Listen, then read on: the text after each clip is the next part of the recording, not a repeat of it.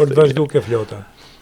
Kështu që kjo është dita atyre dhe i uroj gjërat më të mira që të shtojnë aktivitetin e saj, të shtojnë anijet e saj, siç bën forca detare sot që i ka shtuar.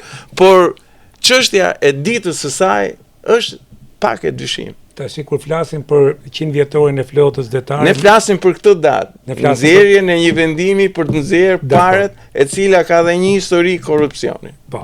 Dakor. Tani kur flasim për flotën detare, nuk mund të rrim pa përmendur kundër admiral Abdimatin, i cili ka qenë babai juaj dhe ka qenë momentet e një krize botërore. Përpara se të dalim këtu edhe faleminderit që ma kujton, do të them diçka. Nuk dëgjoj. Ka një vendim. Po. Qeveria e Mbretit Zog ka 2 marrëveshje të msheta me Italinë. 2 marrëveshje të msheta. Në 25 dhe 26. Janë këto marrëveshje? Ushtarake. Ushtarake.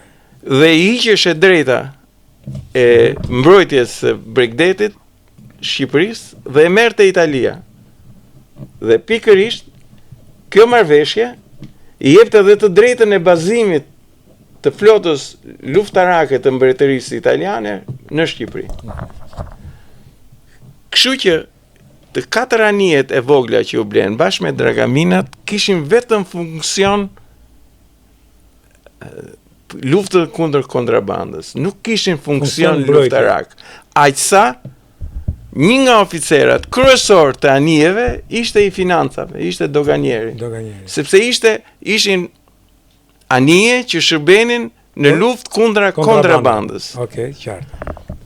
Këto anije, të 4 dhe 2 dragaminat, 4 anijet ishin Elko, 4 Siliurus Elko, të prodhuara tip amerikan, të prodhuara në Itali, po pa armatim luftarak. Armatimi luftarak i këtyre Elkove ishin silurat. Këto kanë qenë vetëm skafët e Elkove pa armatim luftarak, sepse këto kishin vetëm funksion luftë kundër kontrabandës dhe doganor.